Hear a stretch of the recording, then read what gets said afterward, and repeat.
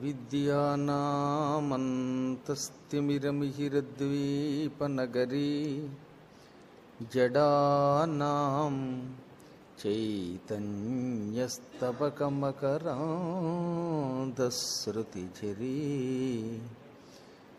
దరిద్రాణాం చింతామణిగుణనికా జన్మజలధో నిమగ్నానాం దంష్ట్రామురరిపువరాహస్య భవతి శుక్లాంబరధరం విష్ణుం శశివర్ణం చతుర్భుజం ప్రసన్నవదనం ధ్యాయేత్ సర్వవిఘ్నోపశాంతయే వందే గురుపదద్వంద్వమవాంగ్మానసగోచరం రక్తశుక్లప్రభామిశ్రం అతర్క్యం త్రైపురం మహః నారాయణం నమస్కృత్య నరం చైవ నరోత్తమం దేవీం సరస్వతీం వ్యాసం తతో జయముదీరయేత్.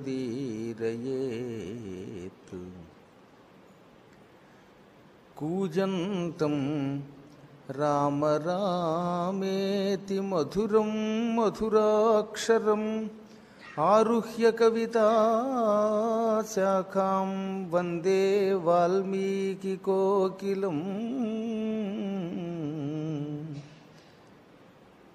ఆంజనేయమతిపాటలాననం కాంచనాద్రికమనీయ విగ్రహం పారిజాతతరుమూలవాసినం భావయామి పవమాననందనం.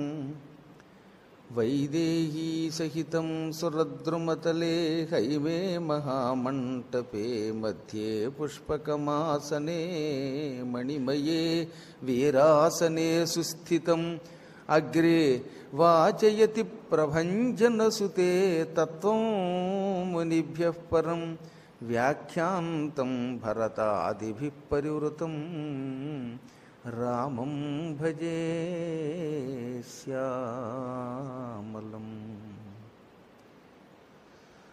సద్గురువులకు నమస్కారం చేసుకుంటూ హనుమంతుడు సీతాదేవికి రావణుడు చేసిన అపచారాన్ని దృష్టిలో పెట్టుకొని పరమపాపాత్ముడైన వాడి సొమ్ము తిన్న రాక్షసుల మీద కూడా క్రోధాన్ని పెంచుకొని మొత్తం లంకానగరాన్నంతా భస్మీపటలం చేశాడు.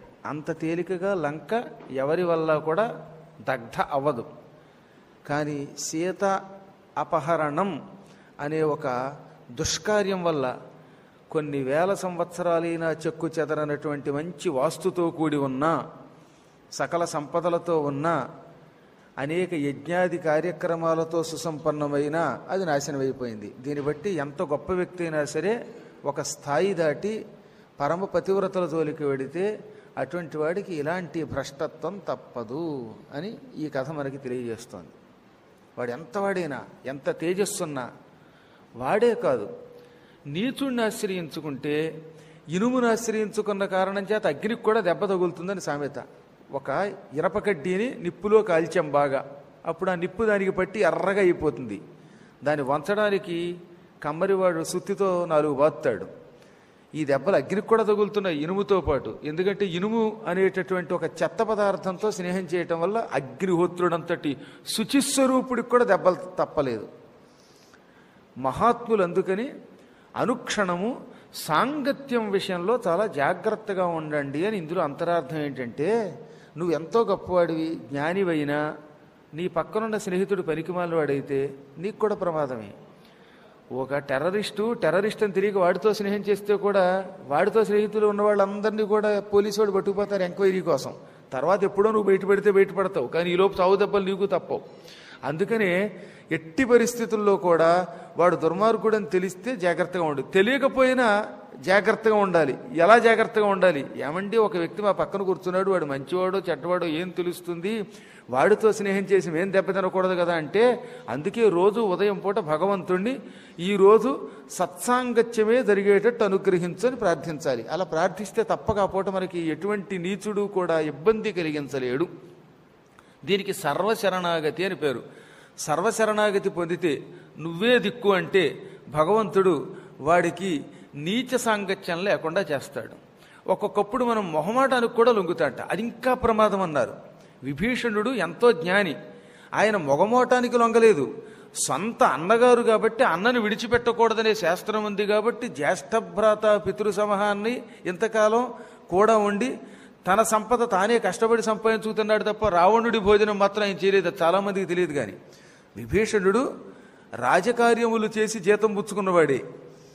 మిగతా భోగములేవి అన్నగారితో సమానంగా అనుభవించలేదు. కుంభకర్ణుడు అనుభవించాడు, రావణుడు అనుభవించాడు, ఇంద్రజిత్తు అనుభవించాడు, తక్కిన వాళ్ళు చిన్న చెత్తగా అందరూ కూడా అనుభవించారు.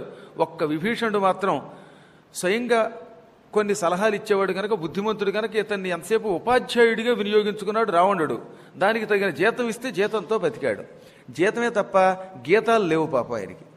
బల్ల కింద చేతులు పెట్టడం ఎరగనివాడు. చాలామంది అన్నారు, ఏమండి నీచుల్ని ఆశ్రయించుకుంటే శోభించరని చెబుతున్నారు మీరేను. లంకానగరంలో ఉన్న వాళ్ళందరూ రావణాసురుడు సొమ్ము తిన్నారు కాబట్టి వాళ్ళ ఇళ్ళు కాలిపోయాయి, వాళ్లలో చాలామంది చచ్చిపోయారు, గర్భవతులు కూడా చచ్చిపోయారు. కానీ ఒక్క విభీషణుడిని ఎందుకు విడిచిపెట్టాడు అంటే, విభీషణుడు రావణుని దొంగ సొమ్ము తినలేదు, పాపిష్టి సొమ్ము తినలేదు. అది తిన్న వాళ్ళందరికీ శాస్తి అయ్యింది. తినని వాళ్ళు లంకలో ఎవరున్నారు? విభీషణ గృహం, ఆయన బంధువులు. రెండోది అమ్మవారు సీత, అసలు ఆవిడ వచ్చిందే వీడిని తగలబెట్టడానికి. కాబట్టి ఆ రెండూ తప్ప తక్కినవన్నీ దగ్ధమైపోయాయి అన్నమాట. దీన్ని బట్టి ఏం తెలుస్తుందన్నమాట, ఆచరణ ఎంత గొప్పదో ఆచరణకి కావలసిన ఆస్తి కూడా అంత గొప్పదై ఉండాలి. ఈ రెండూ సమానంగా ఉంటే అప్పుడు మనకి జీవితంలో ఎవరి వల్ల గండం రాదు. మొత్తం మీద హనుమంతుడు తగలబెట్టేశాడు లంకని. ఆ తర్వాత అమ్మయ్య అనుకుని ఆకాశ మార్గంలో కాసేపు నిలబడి తృప్తిగా చూశాడు. ఎక్కడన్నా కాస్తో కోస్తో ఏ గృహమైనా నిప్పు అంటుకోకుండా ఉందా, ఇంకొంచెం అంటిద్దాం నిప్పు అన్నట్టుగా అటు ఇటు చూచి కొంతసేపటికి హఠాత్తుగా ఇంకొక ఆలోచనలో పడిపోయాడు. అర్రెర్రెరే ఎంత పొరపాటు చేశాను అనుకున్నాడు ఆయన. అవేక్ష్య హనుమాన్ లంకాం చింతయామాస వానరః తస్యాభూత్ సుమహాన్ త్రాసః కుత్సౌచాత్మన్ యజాయత లంకాం ప్రదహతి కర్మ కింసిత్ కృతమిదం మయా. బాగా చూచి చింతలో పడిపోయాడు హనుమంతుడు, దుఃఖంలో పడిపోయాడు. ఎంత కుత్సితమైన పని చేశాను, తప్పుడు పని చేశాను, నీచ కార్యక్రమం నా చేత చేయబడింది. ఇంతవరకు అందరూ హనుమంతుడు బుద్ధిమంతుడు, ఏ పని చేసినా బాగా ఆలోచించి చేస్తాడు అని పొగిడేవారు. ఇప్పుడు ఆలోచన కోల్పోయి అపవిత్ర కార్యక్రమం చేసి నాకు దుఃఖం తెచ్చుకున్నాను, నన్ను ఆశ్రయించుకున్న వాళ్ళకి దుఃఖం తెచ్చిపెట్టాను. అయ్యో ఇంత భయంకర కృత్యం ఎందుకు చేశాను, మొత్తం లంకంతని తగలబెట్టేశాను, తొందరపాటుతో లంకని తగలబెట్టి నేను దుఃఖం తెచ్చుకున్నాను అనుకున్నాడు. ఎందుకని? ఇంత లంకను తగలబెట్టాను, ఇందులో ప్రతి అణువు తగలబడుతున్నది. అందులో అశోకవనం కూడా ఉంది. అశోకవనంలో సీత ఉన్న చెట్టు ఉంది, చెట్టు కింద సీత ఉంది, సీత చుట్టూ ఉన్న రాక్షస స్త్రీలు ఉన్నారు. ఈ తొందరపాటులో లంకంతా తగలబడుతున్నప్పుడు ఆ చెట్టు మాత్రం ఎందుకు తగలబడదు? అది తగులుబడి ఉంటుంది, దాంతో సీత కూడా భస్మం అయిపోయి ఉంటుంది. ఇంత కష్టపడి శతయోజన విస్తీర్ణమైన సముద్రాన్ని మహావేగంగా దాటి అవలీలగా దాటి లంకానగరానికి వచ్చి నానాయాతనలు పడి సీతను చూచి, ఆ సీతను చూచిన ఆనందంతో ఆమెకు అంగుళీయకమిచ్చి చూడామణి పుచ్చుకొని అనేక విధాలుగా నచ్చచెప్పి ధైర్యం చెప్పి ఆశ్వాసం కలగజేసి రాముడు వస్తాడనే నమ్మకం కలగజేసి అక్కడితో ఆగక రావణునితో మాట్లాడాలనే కోరిక ఎందుకు తెచ్చుకున్నాను? హాయిగా ఎగిరిపోక పోని మాట్లాడాలనుకున్నాను. ఇంత యుద్ధం చేయాలా, తగాదా పడాలా? రివ్వున సభలోకి ఎగిరిపోయి వాడి రెండు పీకి చెప్పి పారిపోవచ్చుగా. కాదు, యుద్ధం చేశాను, యుద్ధం వల్ల బంధింపబడ్డాను, బంధింపబడ్డం వల్ల రావణుని దగ్గరికి తీసుకుపోబడ్డాను, రావణుడిని తిట్టాను, వాడు తోకకి నిప్పు పెట్టాడు, ఆ నిప్పుతో నేను లంకానగరాన్ని ముట్టించాను. ఇప్పుడు లంకంతా తగులబడిపోయింది, సందేహం లేదు, లంకంతా తగులబడిపోయింది, సీత మరణించే ఉంటుంది. అందుకే అన్ని పాపాల్లోకి గొప్ప పాపం కోపం. కోపం మహాశాపం అన్నారన్నమాట. ధన్యాస్తే పురుషశ్రేష్ఠాః ఏ బద్ధ్వా కోపముత్థితం నిరుందంతి మహాత్మానో దీప్తమగ్ని వివాంభస. మానవులు ఎవరు గొప్పవాళ్ళు అంటే కోపం అనే దాన్ని అదుపులో పెట్టినవాడు గొప్పవాడు. ఒక వ్యక్తిని వాడెంత చదువుకున్నా ఎంత ధనమున్నా ఇంకెన్ని మంచి కార్యక్రమాలు చేసినా గొప్పవాళ్ళని పొగడ్డం, ఒక్క కోపాన్ని త్యజించిన వాడిని మాత్రమే, శాంతంగా ఉండేవాడిని మాత్రమే జ్ఞాని అంటాం. అన్ని సుగుణములలోకి శాంతమే గొప్ప సుగుణం. శాంతము లేక సౌఖ్యము లేదన్నాడు. అందుకే త్యాగరాజు గారు ఊరికే అన్నారా, నువ్వు ఎన్నైనా సంపాదించు, శాంతం ఉండాలి. ఒక్క క్షణకాలం తనను తాను అదుపులో పెట్టుకునే శక్తి కావాలి. తీవ్రమైన క్రోధం వచ్చినా తొందరపాటుతో ఏ పని చేయకూడదు, నిగ్రహించుకోవడం అంటారు దీన్ని. కోపం వస్తుంది, రాకుండా ఎందుకు ఉంటుంది? ప్రతి జీవికి ఎప్పుడో ఒకప్పుడు కోపం వస్తుంది. కొంచెం నిగ్రహించుకోవాలి.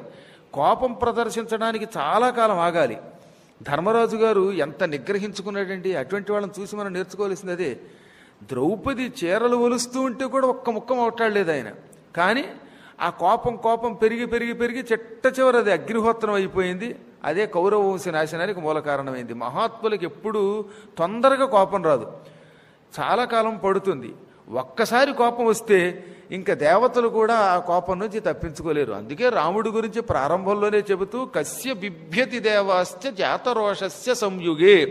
అసలు రామునికి కోపమే రాదు, కానీ అతనికి కోపం వచ్చిందో దేవతలు కూడా హడిలిపోతారు. దేవాశ్చ అనే మాట ప్రత్యేకం. దేవతలు అంత తేలిగ్గా మానవులకి భయపడరుగా. మానవులకు కోపం వస్తే దేవతలకేం భయం? ఒక్క రాముడికి మాత్రం కోపం వచ్చిందంటే దేవతలు కూడా భయపడి తీరతారు. దేవతలని భయపెట్టేంత కోపం రావాలి. అనుక్షణము నా కోపం వచ్చేసింది, తిట్టేస్తున్నాను అంటే ఇంక వాడి మాటకేం విలువ ఉంది? దినదినగండం 100 ఏళ్ల ఆయుష్లా ఉంటుంది. నేను చాలా జాగ్రత్తగా ఉందామనుకున్నాను. ఉత్తమ పురుషుల కోవకి చెందిన వ్యక్తిగా ప్రవర్తించడం పోయి కోపానికి లోనైపోయాను. కోపాన్ని నిగ్రహించుకున్నవాడు కదా మహానుభావుడు. అంటే బాగా భగభగ మండుతున్న అగ్నిని నీళ్లతో అర్పుతారు.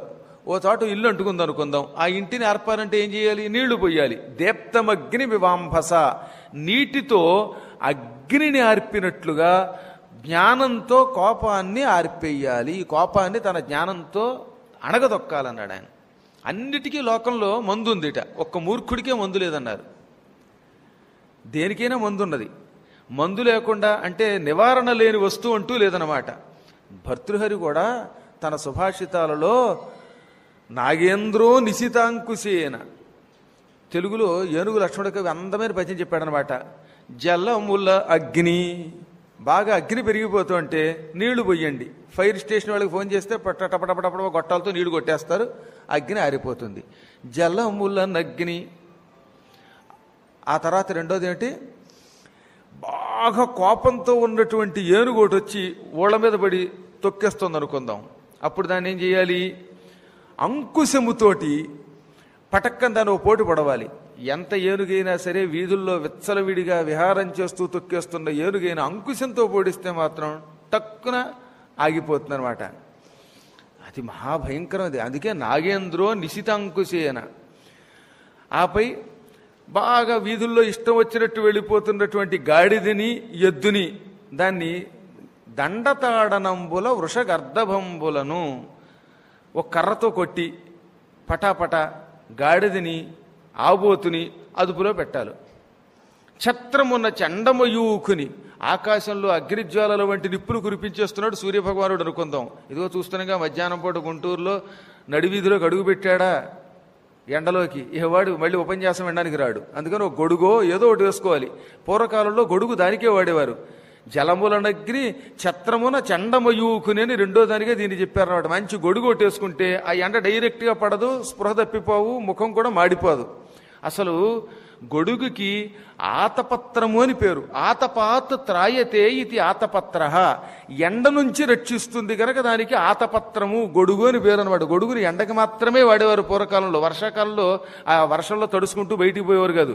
ఇప్పుడంటే మన ఇష్టం వచ్చినట్టు తిరుగుతున్నాం. మనం మానవులం కొంత కాదట. కలియుగంలో మానవులు 3 మంది రాక్షసులని చెప్పారు. నేను చెప్పలేదు, వేదవ్యాసుల వారు చెప్పారు. రాక్షసులంతా చచ్చిపోయిన వాళ్ళు రాముడి చేతిలోను, విష్ణువు చేతిలోను, శివుడి చేతిలోను చచ్చిపోయిన వాళ్ళంతా కలియుగంలో మానవుల రూపంలో ధరించి, అందులో ముఖ్యంగా ప్రభువుల రూపంలో ఉండి ప్రజల్ని పీడిస్తారని చెప్పారనమాట. నేను చెప్పానని ఎప్పుడు అనుకోకండి, ఇవన్నీ ఆయనే చెప్పాడు. సుస్పష్టంగా మీకు భాగవతంలో కూడా ఉంటుంది చూడండి. అందులో అనమాట భూలోకంలో రాజలాంఛనముల వేల కొలది దైత్య విభులు తన్ను ఆక్రమించిన మహారాజుల వేషం వేసుకుని ప్రజల్ని పరిపాలిస్తూ తినేసేటటువంటి రాక్షసులు పుడతారు రాజుల రూపంలో అని చెప్పాడు. కాబట్టి ఇప్పుడు వేరు, ఆ కాలంలో గొడుగు వేసుకుని ఎండలో తిరిగేవారన్నమాట. దండతాడనంబుల వృషగర్ధబంబులను పొల్పగు మత్త కరీంద్రమున్సుని చలగెడు రోగం ఔషధముచే. బాగా రోగం పెరిగిపోతే దాన్ని మందేసి తగ్గించుకోవచ్చు. బాగా రోగం పెరిగితే ఔషధంతో దాన్ని అడగదొక్కవచ్చు అన్నమాట. ఇవన్నీ బాగానే ఉన్నాయి. ఒక్కటి మాత్రం దానికి ఔషధం లేదట. మూర్ఖుని మూర్ఖత మాన్పవచ్చునే. మూర్ఖుని యొక్క మూర్ఖత్వాన్ని మాత్రం ఎవడు ఆపలేడు. ఎందువల్ల? మూర్ఖుడికి నిరంతర క్రోధం ఉంటుంది, నిత్యక్రోధికి అస్సలు సుఖం లేదు. ఈ లోకంలో 6 జీవులు ఉన్నారు. వాళ్ళు దుఃఖభోగులు అని పిలువబడతారు. వీళ్ళకి దుఃఖం ఇంకెవరూ తొలగించలేమన్నమాట. అందులో ఈర్ష్యాళువు. ఇతరులకి కొంత ధనం వచ్చినా, వాళ్ళకి ఖ్యాతి వచ్చినా గిజగిజ కొట్టుకుని ఇంకా పూట వాడు బతకలేడనమాట. పక్కవాడి ఇల్లు కట్టేశాడు, వీడికి నిద్ర పట్టదు. వాడికి ఎవడికో ఉద్యోగం వచ్చేసింది, వీడికి ప్రమోషన్ వచ్చింది, వాడికి మెళ్ళో దండ వేశారు. ఇలా పక్కవారికి ఎవరికైనా ఖ్యాతి వచ్చినా, ధనం వచ్చినా, వాడు పైకి వచ్చినా ఇంక వీడికి పరమబాధ కలుగుతుంది. ఇతరుల అభివృద్ధిని చూచి తెగులు లేని రోగం పొందినట్టుగా పొంది ఏడ్చేవాళ్ళని ఈర్ష్యాళువులు అంటారు. ఆ ఈర్ష్యాళువు రెండోవాడు జుగుప్సావంతుడు, అసహ్యం అనమాట. అన్నిటికీ అసహ్యమే వాడికి. రోడ్డు మీద ఎడుతున్నాం, పొరపాటున ఏదైనా గుడ్డ తగిలింది, అమ్మ బాబోయని దాని మీద అసహ్యం, భయం. లేదా ఎవడో ముట్టుకున్నాడు, చిచ్చి వాడు ముట్టుకున్నాడు రా బాబు, నేను ఏమైనా అపవిత్రుని అయిపోయానేమో అనే భయం. ఈ విధంగా అనుక్షణం అసహ్యం అనమాట. అన్నిటి మీద అసహ్యం, భయం. దీనికి జుగుప్స అని పేరు. జుగుప్స అంటే శుభ్రత కోసం ఉండాలి తప్ప ఎక్కువైపోతే అది ప్రమాదం అన్నమాట. ఇప్పుడు ఎంగిలి తినద్దన్నారు కదా అని మరీ బొత్తిగా ఎవడన్నా అన్నం తింటుంటే అబ్బాయి వాడు ఇలా తినేస్తాడు, నేను అన్నం తినలేని ఇంటికి వచ్చి భీష్మించి కూర్చుంటే ఎలాగా? లోకం అంటేనే ఎంతో కొంత జుగుప్సతో ఉంటుంది. జుగుప్స ఎక్కువ అవ్వకూడదనమాట. మహాత్ములు ఎప్పుడు అందుకే పందుల్ని చూచినా నందుల్ని చూచినా సమానంగా చూస్తారు. అతి స్థాయిలో జుగుప్స పనికిరాదు. రెండోది ఏంటి? నిత్యక్రోధనుడు. రోజు కోపమే, అస్తమానము కోపమే, చిన్న చిన్న వాటికి కూడా కోపమే. కొంచెం ముందుకు జరగండి అన్నమంటే ఎందుకు జరగాలి, నువ్వు జరగకూడదా అంటాడు వాడు. ఏం చేస్తాం, వీడేం జరుగుతాడు? ముందున్నవాడు జరగాలి కానీ వెనకాతలవాడు జరుగుతాడా? కాబట్టి తప్పేం లేదు జరగమంటే. అనుక్షణము ఇలా క్రోధావేశాలకి గురయ్యేవాడు నిత్యక్రోధనుడు. తర్వాత వాడు నిత్యశంకితుడు, 4వ వాడు. అన్నిటికీ అనుమానమే వాడికి. ఇంట్లో అంచి కాలు బయటకు పెడితే కారు గుద్దేస్తుందేమో, ఇంట్లో ఉంటే ఫ్యాను కొట్టి చంపేస్తుందేమో, బాత్రూంలో కాలు జారిపడి చచ్చిపోతానేమో, గుళ్ళోకి వచ్చి శనిగ్రహం చుట్టూ ప్రదక్షిణ చేస్తుంటే వాడెవడో అభిషేకం చేయించుకుంటే ఆ తైలం నాకు వచ్చి కొడుతుందేమో. వాడి తైలం నీకెందుకు కొడుతుంది? ఎవడి కర్మ వాడు అనుభవిస్తాడు తప్ప. ఇది అనుమానం కొందరికనమాట. అన్ని అనుమానాలే. వీళ్ళకి నిత్యశంకితులని పేరు. 5వ వాడు నిస్సంతోషి. ఇంకవాడికి సంతోషం ఉండదనమాట. 500 ఇచ్చామనుకో, వీడెవడరా గురువుగారు 500 ఇచ్చాడు, 1000 ఇస్తే బాగుండు. పోనీ 1000 ఇచ్చామనుకో, 1000 ఏం సరిపోతుంది, 2000 ఇస్తే బాగుండు. 2000 ఇచ్చామనుకో, 5000. ఈ విధంగా ఎంత ఇచ్చినా వాడి జీవితంలో సంతోషం ఉండదు. మహాత్ములు తృణం వచ్చినా పణం వచ్చినా సమానంగా సంతోషిస్తారు. సమలోష్టాస్య కాంచనులు. మట్టి బిడ్డంతో బంగారం అంత వాళ్ళకి. అలాంటి మహాత్ములు ఉన్నారు. అందుకే శ్రీకృష్ణ పరమాత్మ పత్రం పుష్పం ఫలంతోయం యోమే భక్త్యా ప్రయచ్చతి అన్నాడు. ఆయన భక్తితో ఇస్తే ఆకైనా చాలు ఆయనకి. కానీ మానవులకు అలా కాదు. ఏం వచ్చినా సంతోషం పొందని వాళ్ళని ఎంతమందిని చూసామో. ₹1 వచ్చినా అమ్మాయ్యా ఈ పూట నాకు ఇది వచ్చిందని ఆనందపడిన వాడిని చూశాను నేను. నా దగ్గరికి పురాణం చెప్పడానికి వచ్చేవాళ్ళని చాలామందిని చూశాను. మా పీఠానికి కూడా పిలిపిస్తూ ఉంటాం కదా పండితుల్ని గౌరవించడం కోసమని. వాళ్ళలో ఒక్కొక్కడు ఉంటాడు, ₹100 ఇస్తే ఇంత తెచ్చేసారేంటండి నాకు అంటాడు. 100 ఎందుకండి బాబు నాకు అని. ఒక్కొక్కళ్ళు ఉంటారు 1000 ఇచ్చినా 1000ఏనండి, ఎక్కడి నుంచో, నిజంగా కాకినాడ నుంచి వచ్చాడు ఆయన, కాదని అండల్లా. కాకినాడ నుంచి ఇక్కడికి వచ్చానండి, ₹1000 200 ఖర్చులకి అయిపోతాయండి, 300 దారిలో షోడాలకు అయిపోయాయండి, ఇంక ఇవన్నీ నేను ఎక్కడవను. నాకు ఆ పూట వాడిని ఊరికి వచ్చాడండి, నేనేం పురాణానికి పిలవలా. ఆయన ఏదో కాకినాడ నుంచి ఇక్కడికి వచ్చాట, నేను వేద పండితుడని చెప్పాడు, నాకు జాలేసి ₹1000 ఇచ్చాను. పోనీ నేను ఏదన్నా ఏ పురాణానికో పిలిస్తే అనుకోవచ్చు. ఇస్తే అక్కడి నుంచి ఇక్కడికి వచ్చాను, దారిలో డ్రింకులు తాగాను, ఇవన్నీ అయ్యాయి అవన్నీ అయ్యాయి అంటే నేను ఏమన్నా పిలిచానని ఆయన, ఏదో నాకు తోచింది ఇచ్చాను, ఇంతకు మించి ఇవ్వలేను అన్నాను. అంటే ఎంత ఇచ్చినా సంతోషపడని వారు కొందరు, 100 ఇచ్చినా సంతోషపడేవాళ్ళు కొంతమంది. మాకు ఒక నియమం ఉన్నది. మా నాన్నగారు చెప్పారు, పండితుడు ఎవడైనా వస్తే మన పీఠానికి అంటే మన ఇంటికి, వాడికి ఎంతో కొంత నీకు శక్తి లేకపోతే చేత్తో లేదను, నోటితో లేదనకు. చేత్తో లేదనం అంటే ఏంటో తెలుసా, నీ దగ్గర ఏమి లేదో ₹1 చేతిలో పెట్టాయి, ఇంకెంతకు మించి లేదు కనుక. నోటితో మాత్రం నా దగ్గర లేదు ఇవ్వననకు, ఎంత ఉంటే అంత ఇయ్యి. మన దగ్గర పావలా ఉంటే పావలా వాడి చేతిలో పెట్టి, ఆ రోజుల్లో పావలాకు విలువ ఉన్న రోజుల్లో అర్థం ఉంటే అర్థపెట్టు, వ్యర్థంగా మాత్రం పంపించకు. ఇది ఒక కఠోర నియమం. అన్నమైనా పెట్టాలి, జలమైనా ఇవ్వాలి, ఎంతో కొంత దానమైనా చెయ్యాలి, భిక్షుకులకి పండితులకి ఇచ్చి పంపాలి. అలా పంపి వాళ్ళని సంతోషపెట్టాలి. వాడు సంతోషపడకపోతే మనం ఏం చేయలేము. అలాంటి వాళ్ళు చాలా ఇబ్బంది అన్నమాట. వాళ్ళు అస్సలు నిస్సంతోషులు అంటారన్నమాట. ఎంత ఇచ్చినా వాళ్ళకి సంతోషం ఉండదు. ఇంకా ఆఖరి వాడు ఉన్నాడు, వీళ్ళందరికంటే వాడే ప్రమాదకరుడు, పరభాగ్యోపజీవి. ఎంతసేపు ఇతరుల మీద పడి తిందాం అనుకుంటాడు. వాడింట్లో అన్నీ ఉంటాయి. వాడింట్లో సబ్బు ఉంటే పక్కవాడింటికి వెళ్ళి మీ సబ్బు ఇస్తారా, తోముకుని మీ ఇంట్లోనే స్నానం చేసి పోతానంట. మళ్ళీ ఆ ఇంట్లోనే నీళ్లు కూడా అక్కడే, సబ్బు అక్కడే. మాకు అలా తగిలారు. వాడు వచ్చి మా ఇంటికి మీ ఎలక్ట్రికల్ ఇస్త్రీ పెట్టి ఒక్కసారి ఇవ్వరా అన్నాడు. మా ఆవిడ ఇచ్చింది. మీ ఇంట్లోనే చేసుకుపోతానండి, మళ్ళీ కరెంటు ఖర్చు కూడా నాకే అవ్వాలన్నమాట. ఇలా ఇతరుల మీద బతికే వాళ్ళని వీళ్ళ పరభాగ్యోపజీవులు అంటారనమాట. ఈర్ష్యాళువు, జుగుప్సావంతుడు, నిత్యక్రోధనుడు, నిశ్శంకితుడు, నిస్సంతోషి, పరభాగ్యోపజీవి అను ఈ 6 దుఃఖభాగులని నీతి కోవిదులు చెప్పెదరు. ఇది మనకి మిత్రలాభంలో చెప్పినటువంటి గొప్ప సూక్తి. పంచతంత్రంలో విష్ణు శర్మ గారు ఏనాడో చెప్పాడు, కొన్ని వేల సంవత్సరాల క్రితం. అత్యద్భుతమైన మాట అన్నమాట. మహానుభావుడు ఈయన అదే చెప్తున్నాడు. ఈ 6లో ఇప్పుడు నేను క్రోధనుండి అయిపోయాను, నిత్యక్రోధనుండి కాను. అయినా తాత్కాలికోద్రేకం తట్టుకోలేకపోయాను. అగ్నిని నీటితో ఆర్పినట్టుగా కోపాన్ని ఆర్పుకున్నవాళ్ళు కదా జ్ఞానులంటే. క్రుద్ధ పాపం నకుర్యాత్ కః క్రుద్ధో హన్యాద్ గురూనపి క్రుద్ధ పరుషయా వాచ నరస్సాధు నధిక్షిపేత్తు. కోపం వచ్చినవాడు ఎంత మహాపాపమైనా చేస్తాడు. కోపిష్టివాడికి ఇంకా ఏ పాపం చెయ్యొచ్చు ఏమి చెయ్యకూడదనే విచక్షణ ఉండదు. కోపిష్టివాడు అంటేనే పాపిష్టివాడు అని పేరు అన్నమాట. వాడు పరమపాపాత్ముడు. వాడు ఏ పాపానికైనా ఒడిగడతాడు. క్రోధావేశంతో భార్యని చంపిన వాళ్ళు ఉన్నారు, కోపంతో పిల్లల్ని చంపుకున్న వాళ్ళు ఉన్నారు, అందరినీ చంపి తాను చచ్చిన వాళ్ళు ఉన్నారు. తాత్కాలిక కోపంతో ఎంత మహాపాపం చేస్తారంటే హన్యాద్ గురువునపి, గురువులను కూడా చంపుతారట. కోపం పెరిగిపోతే గురువులు చంపేసిన వాళ్ళు ఉన్నారు కదా. అందుకే మహాపాపాత్ముల్లో కల్లా మొదటి పాపాత్ముడు కోపిష్టివాడే.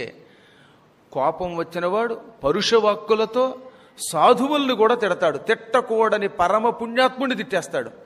కన్న తండ్రిని బండబూతులు తిట్టినటువంటి నీచుల్ని మనం చూస్తున్నాం కదా. రోడ్డు మీద అప్పుడప్పుడు తగాదాలు పడుతూ ఉంటే తండ్రిని తిట్టిన వాళ్ళు, తల్లిని తిట్టిన వాళ్ళు, నోటికొచ్చిన మాటలు మాట్లాడిన వాళ్ళు ఉన్నారు. ఎందుకంటే కోపాన్ని నిగ్రహించుకోలేకపోవటం వల్లనే. అన్ని పాపాలలోకి ఈ కోపం ఇంత దరిద్రపు పాపం అని నేను ఊహించలేకపోయాను. వాచ్యం ప్రకోపితో న విజానాతి కర్హిచిత్ నా కార్యయస్తి క్రుద్ధస్య నా అవాచ్యం విద్యతే క్వచిత్. వాచ్య అవాచ్యం అంటే ఇది పలకొచ్చు, ఇది పలకూడదు, ఈ మాట అనొచ్చా అనకూడదా అనే విచక్షణతో ఉంటాం మనం ఎక్కడైనా సరే. అదే కోపం వచ్చినప్పుడు విచక్షణ ఉండదు. ఆ క్షణమే వాడు కోపం రాగానే ఇదిగో నాకు కోపం తెప్పించకు, కోపం తెప్పిస్తే నేను మనిషిని కాదంటాడు. ఒప్పుకుంటాడు నిజం కూడా. ఇంకో నేను మనిషిని కాదు కోపం వచ్చిందంటే అంటే చెప్తున్నాడు అనమాట వాడు నీచుణ్ణి అని. పొరపాటున కోపం వచ్చిన వాడిని పశువు అని కూడా అనకూడదు సుమా. పశువులు చాలా బాధపడతాయిట. కవి చౌడప్ప ఎంత గొప్పగా రాశాడండి. మంచి నీతి శతకాలు అవి కూడా తెలుసా. చివరిని చౌడప్ప అనే పేరుతో గొప్ప మొగుటంతో రాశాడు ఆయన.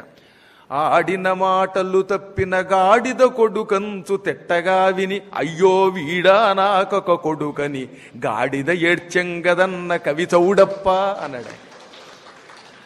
అసలు అవి కంద పద్యాలంటే 500, 600 ఏళ్ళైనా సరే ఎన్ని ఆ పద్యాలు రోజు చదువుకోవాల్సింది. ఎందుకని ఆడిన మాటలు తప్పితే ఎవడికో కోపం వచ్చి గాడిద కొడుకు అని తిట్టేట పాపం. ఆ వెంటనే పక్కనున్న గాడిద కయ్యో కయ్యో అంది. ఎందుకు కయ్యో అంటున్నావు అంటే దాని లాంగ్వేజ్లో అనమాట. వీడా నా కొడుకు ఎంత మంచివాడు, వాడు ఎప్పుడు అబద్ధం ఆడ్డు, వాడికి కోపం రాదు, వీడిని పట్టుకొచ్చి నాతో పోలుస్తున్నారు అని గాడిదలు కూడా అందుకని ఏడుస్తాయన్నమాట. రాత్రిపూట అప్పుడప్పుడు అరుస్తాయి గాడిదలు. ఏంటనుకుంటున్నారు, ఈ మనుషులు ఎవరినైనా గాడిద అని తిడితే వాడికి బాధ వస్తుంది. అంచేది ఎప్పుడు కూడా మనుషుల్ని వాటితో పోల్చకండి. గాడిదల్ని కావాలంటే ఆహాహా ఎంత మంచివాడు నువ్వు అని పక్కవాడితో పోల్చండి, పర్వాలేదు. ఎట్టి పరిస్థితుల్లో ఈ మానవుల కంటే జంతువులే నయం కదా. అందుకని మహానుభావులు కూడా క్రోధానికి గురై పలకరాని పలుకులు పలికి భ్రష్టులైపోతూ ఉంటారు. క్రుద్ధుడు ఏం మాట్లాడతాడో ఏం చేస్తాడో తెలియదు. యస్ సముత్పతితం క్రోధం క్షమయైవ నిరస్యతి. అన్నిటికంటే క్షమాగుణం చాలా గొప్పది. యావజ్జీవితము క్షమాగుణముతో ఉండే మహానుభావులు ఉన్నారు. తన భార్యని పొడిచిన కాకిని కూడా క్షమించలేదు రామచంద్రుడు. ఆఖరికి రావణుండి కూడా చిట్ట చివరి వరకు, ఒరేయ్ ఆఖరిసారి అవకాశం ఇస్తున్నాను, ఇంకొకసారి హెచ్చరిస్తున్నాను, సీతను నాకు ఇచ్చేయి, బతికిపో అన్నాడు ఆయన. అలా ఎవరంటారు? అలా అనగలిగేవాడు ఆయనే. దుర్యోధనుణ్ణి క్షమిస్తానన్నాడండి మహానుభావుడు ధర్మరాజు. ఎప్పటికైనా మించిపోయింది లేదు. చివరి రోజు వరకు అవకాశం ఇచ్చాడు. వాడు మూర్ఖుడు, వినలేదు. పోయే కాలం తెచ్చుకున్నాడు. మహాత్ములు ఎప్పుడూ కూడా చివరి క్షణం వరకు అందరినీ క్షమిస్తారు. అలాంటి క్షమాగుణం కలిగిన మహానుభావులకి నమస్కారం.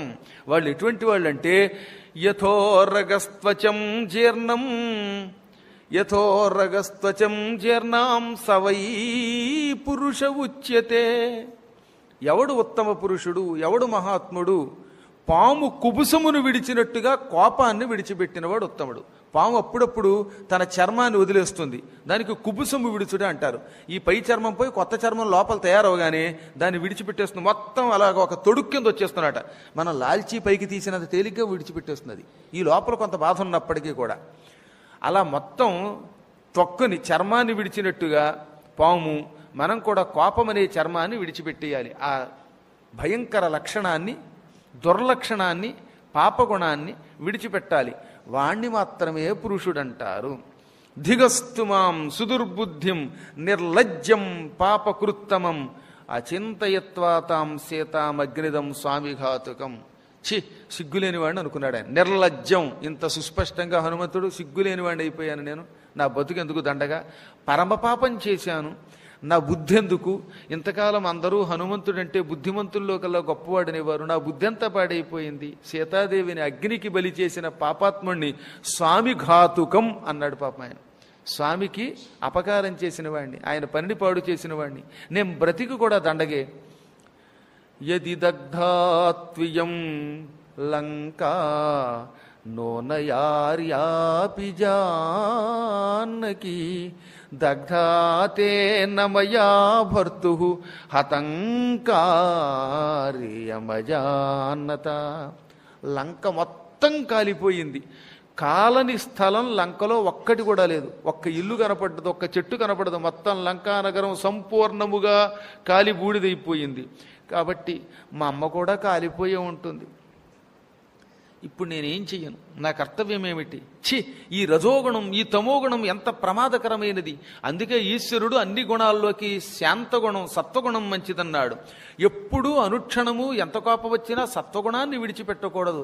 ఇవాళ ఉండి రేపు పోయేదైతే సత్వగుణం అని ఎందుకంటారు? సత్వగుణం అంటే నిత్యం ఉండాలి. అటువంటిది విడిచిపెట్టి ఈ రాజసగుణం, ఈ ఆగ్రహం, ఈ తమోగుణం నన్నెందుకు పట్టుకున్నాయి? సీతాదేవిని రక్షించలేక ప్రభువుకు అందించలేని నీచుణ్ణయ్యానే అని కొంచెం దుఃఖపడి, ఇప్పుడు నేను చేసిన పాపం వల్ల సీత చచ్చిపోయి ఉంటుంది. ఈ వార్త విన్న వెంటనే అవతల ఒడ్డున ఉన్న వానరులంతా మరణిస్తారు. ఆ తర్వాత సుగ్రీవుడి దగ్గరికి వెడతాను, రామలక్ష్మణులకి చెబుతాను, సీతారాములు ఇద్దరినీ కలుపుదామనుకున్నాను, కానీ రామ తొందరపాటికి గురై లంకా నగరాన్ని తగలబెట్టేశాను, అందులో సీత కాలిపోయిందనగానే రాముడు హా అని గుండెపోటుతో అప్పుడే మరణిస్తాడు. ఇది చూచిన లక్ష్మణుడు అన్నగారు లేకపోతే ఒక్క క్షణం ఉండడు గనక ఆయన మరణిస్తాడు. రామలక్ష్మణులు మరణిస్తే సుగ్రీవుడు ప్రభుభక్తి పరాయణుడు, నా మిత్రుడికి ఈ మాత్రం ఉపకారం చేయలేకపోయానని ఆయన మరణిస్తాడు. దానితో ఆయన భార్యలు రుమ, తార వీరంతా మరణిస్తారు. కుమారుడు అంగదుడు, వీళ్ళు అందరూ కూడా ఒకరి తర్వాత ఒకరు ఆత్మహత్య చేసుకుంటారు. ఈ వార్త వినగానే అక్కడ భరత శత్రుఘ్నులు, కైక, కౌసల్య, సుమిత్ర, తక్కిన అయోధ్య పౌరులు అందరూ చచ్చిపోతారు. ఈ విధంగా నరవానరులందరి మరణానికి మూలకారకుండైన దుర్మార్గుండి వానరుణ్ణి నేను బతికి ఏమి ఉద్ధరిస్తాను, ఎవరిని ఉద్ధరిస్తాను అని మనస్సులో కాసేపు దుఃఖించాడు. ఎంతలోనే మళ్ళీ అనుమానం వచ్చింది. హఠాత్తుగా ఈ మధ్యన ఇక్కడికి వచ్చాక ఈ లంకానగర ప్రభావమో ఏమిటో కానీ దుఃఖం వచ్చేస్తుంది, చీటికి మటికి బెంగపట్టుకుంటోంది, లేనిపోని ఊహలు వస్తున్నాయి. అథవా చారు సర్వాంగీ రక్షితా స్వేన తేజసా ననశిష్యతి కళ్యాణి నాగ్నిరగ్నౌ ప్రవర్తతే. అవును, సీతాదేవి అగ్నిలో దగ్ధురాలై మరణించిందనే ఊహ నాకు వస్తోంది, కానీ ఈ ఊహే దండగా. అమ్మవారు అగ్ని కంటే గొప్పది. అగ్ని వంటి సీతాదేవిని అగ్నిహోత్రుడు తగలబెడతాడు. అగ్ని తగలబెట్టడం ఏంటి అసలు? ఓ చోట ఓ రెండు అగ్నిగుండాలు ఉన్నాయి. ఇది అగ్నే అది అగ్నే, ఈ అగ్ని ఆ అగ్నిలోకి ఆ అగ్ని ఈ అగ్నిలోకి వెళ్ళినా ఒకదాన్ని ఒకటి ఉద్ధరిస్తాయి తప్ప తగలబెట్టుకోవడం చంపడం అనే భావనే లేదు అక్కడ. సీత నిజమైన శుచి, సమస్త లోకాలని తన తేజస్సుతో నింపి ఉద్ధరించగలిగే అగ్నిస్వరూపిణి. అటువంటి అగ్నిహోత్ర స్వరూపిణిని ఈ అగ్నిహోత్రుడు, ఈ లౌకిక అగ్నిహోత్రుడు తగలబెట్టగలడా? అబ్బే, వాడి వల్ల అవదుగాక అవదు అని మళ్ళీ కొంచెం ధైర్యం వచ్చింది. నాకెందుకో మనస్సు చెబుతున్నది, రాముడి ప్రభావం చాలా గొప్పది. అంతటి రాముడి ప్రభావం వల్లనే ఇక్కడికి రాగలిగాను నేను, లంకా నగరానికి. అన్నిటికీ మించి సీతాదేవి పాతివ్రత్యం, ఆవిడ మహిమ కూడా నేను కళ్ళారా చూశాను. పూర్తిగా రామప్రభావం, అమ్మవారి పాతివ్రత్య ప్రభావం, ఈ రెండింటి వల్ల నా తోకకి నిప్పు పెట్టినా ఈ తోక ఉన్న నిప్పు నన్ను కాల్చలేదు, చల్లగా అనిపించింది. అగ్నిహోత్రుడు నా తోకనే కాల్చకుండా నన్ను అనుగ్రహించాడు, అటువంటిది సీతాదేవిని ఎలా కాలుస్తాడు? సందేహం లేదు. నాదహద్ హవ్యవాహన, హవ్యవాహనుడు ఆమెను తగలబెట్టి ఉండడం. అంత ధైర్యం ఉన్నదా అగ్నిహోత్రుడికి? సీతాదేవి అలిగితే అగ్నిహోత్రుడిని కూడా భస్మం చేస్తుంది. పంచభూతాలు అతలాకుతలం అయిపోతాయి. సమస్త లోకాలని తన పాతివ్రత్య మహిమతో భస్మం చేయగలిగిన శక్తి ఆవిడ దగ్గర ఉన్నది. ఈ రావణాసురుణ్ణి భర్త అనుజ్ఞ లేకపోవటం వల్ల ఇంతకాలం దగ్ధం చేయలేదు గాని, లేకపోతే వీడి బ్రతుకెంత. యద్వా దహన కర్మాయం సర్వత్ర ప్రభురవ్యయ నమే దహతి లాంగోలం కథమార్యాం ప్రదక్షతే. ఆవిడ ఆర్యురాలు, సమస్త లోకాలకి మొట్టమొదట పుట్టిన పూజ్యురాలు. ఆర్య అంటే శ్రేష్ఠురాలు, పూజ్యురాలు. మామూలు ఆర్య కాదు ఆవిడ, చరాచర జగత్తుకి ఆదిశక్తి ఆవిడ, అమ్మ జగన్మాత. అటువంటి తల్లి అనుగ్రహంతో అగ్నిహోత్రుడు నా లాంగూలాన్ని, నా తోకని తగలబెట్టకుండా విడిచిపెట్టాడు. మా ప్రభువు పత్నిని, రాముడి పత్నిని ఆయన తగలబెడతాడా? సందేహం లేదు. ఆవిడ దగ్ధురాలు అయ్యి ఉండదు, భస్మీపటలం అవ్వదు అమ్మ. ఎన్ని కారణముల చేత ఆవిడ దగ్ధం కాదో చెబుతున్నాడు ఆయన. తపసా సత్యవాక్యేన అనన్వత్యాచ భర్తరి. 3 మహాశక్తులు ఆ తల్లిలో ఉన్నాయి. ఒకటి తపస్సు, రోజు అన్నం నీరు విడిచిపెట్టి రామ రామ అంటూ రాముండే తలుచుకుంటూ మహాతపస్సును ఆచరిస్తున్న ఉత్తమురాలు ఆవిడ. అంతటి పరమపతివ్రతకి, ఆ తపస్యాలినికి అగ్నిహోత్రుడి వల్ల గండం ఉంటుందా? తపస్సు చేసేవాళ్ళని అగ్నిహోత్రుడు ఏం చేయలేడు. రెండవది ఏమిటి? సత్యవాక్యేన, ఎప్పుడూ సత్యం తప్ప అసత్యం పలకదు. నిజాయితీపరుడికి సృష్టిలో ఏ కష్టం ఉండదు, గుర్తుపెట్టుకోండి. సత్యం పలికేవాడిని సత్యమే రక్షిస్తుంది. 1000 అశ్వమేధయాగములు చేసి ఆ పుణ్యాన్ని త్రాసులో ఒక పళ్ళెంలో పెట్టారట. రెండో పళ్ళెంలో దానికి బదులుగా ఒక్క సత్యం పలకగా వచ్చిన పుణ్యాన్ని పెట్టారు. సత్యం ఒకటి పలికాడు ఎవడో, ఆ పుణ్యమును ఒక తాసులో, 1000 అశ్వమేధయాగంలో పుణ్యం ఒక తాసులో పెడితే సత్యం వేపే బరువు ఎక్కువైపోయిందిట. అంటే సత్యం అంత గొప్పది. 1000 అశ్వమేధ యాగముల కంటే, కొన్ని కోట్ల దానముల కంటే, భూదాన గోదానాదులన్నిటికంటే ఒక్క సత్యవాక్యమే గొప్పది. నొతజల్ల పూరితంబులగు నూతులు నూరిటి కంటే సూనృతవ్రత ఒక బావి మేలు, మరి బావులు నూరిటి కంటే ఒక్క సత్క్రతువది మేలు, తత్క్రతు శతంబున కంటే సుతుండు మేలు, తత్సుత శతకంబు కంటే ఒక సూనృత వాక్యము మేలు చూడగల్. మంచి నూతులు తవ్వించారట ఒక ఆయన. ఆ నూతుల్లోంచి నీళ్లు తోడుకోవచ్చు, ఆ నీళ్లు మంచి నీళ్లు, అందరికీ ఉపయోగపడతాయి. ఒక 100 నూతులు తవ్వించాడు ఒక ఆయన. ఈ 100 నూతుల కంటే మెట్లుండి దిగడానికి పనికొచ్చి నీళ్లు తోడుకోవడానికి ఉండే బావి చాలా గొప్ప, దిగుడు బావి గొప్పదనమాట. 100 నూతుల కంటే. ఏ చేత నూతులో నీళ్లు తోడాలంటే కొంచెం చేద వెయ్యాలి, కష్టం ఎక్కువ. అందుకని దిగుడు బావి ఒకటి గొప్ప అన్నారు. అటువంటి దిగుడు బావులు 100 కంటే, మరి బావులు 100 కంటే ఒక్క యజ్ఞం మంచిది, ఒక గొప్ప క్రతువు గొప్పదనమాట. మరి నూతులు 100 కంటే ఒక గొప్ప బావి మంచిది, బావులు 100 కంటే ఒక యజ్ఞం గొప్పది. తత్క్రతుశతంబున కంటే సుతుండు మేలు. ఇటువంటి యజ్ఞములు 100 కంటే ఒక్క కొడుకు గొప్పవాట. ఒకదానికంటే ఒకటి చూసారా? నూతులు 100 కంటే బావి గొప్పది, బావులు 100 కంటే యజ్ఞం గొప్పది. అటువంటి యజ్ఞములు 100 కంటే ఒక కొడుకు గొప్పవాడు. ఆ కొడుకు అంటే మళ్ళీ ఎవరిని పడితే వాళ్ళు కొడుకు అనుకోకూడదు సమయ. తండ్రి మాటని తలదాల్చి ధర్మకార్యములు చేసేటటువంటి హరిప్రసాద్ గారు లాంటి కొడుకు అయితే వాణ్ణి కొడుకు అంటారు, తక్కిన వాళ్ళ కొడుకు అనరు. అటువంటి కొడుకు ఒక్కడు గొప్పవాడు. ఈ కొడుకులు 100 మంది కంటే, అంటే ఇంత ఉత్తములైన పుత్రుల కంటే ఒక్క సత్యం గొప్పట. అబ్బా, ఇది భారతంలో శకుంతల దుష్యంతుడితో చెబుతుందన్నమాట. తత్సుత శతకంబు కంటే ఒక సూనృత వాక్యము మేలు చూడకన్. ఒక్క సత్యవాక్యం గొప్పది. అన్నిటికంటే సత్యమే ధర్మము. సత్యాన్నాస్తి పరోధర్మ, సత్యాన్నాస్తి పరంతప. సత్యం కంటే గొప్ప ధర్మం లేదు, సత్యం కంటే గొప్ప తపస్సు లేదు. సత్యం ఏవేశ్వరోలోకే సత్యే సర్వం ప్రతిష్ఠితమని రాముడు కూడా అయోధ్యాకాండలో సుస్పష్టంగా చెప్పేశాడు.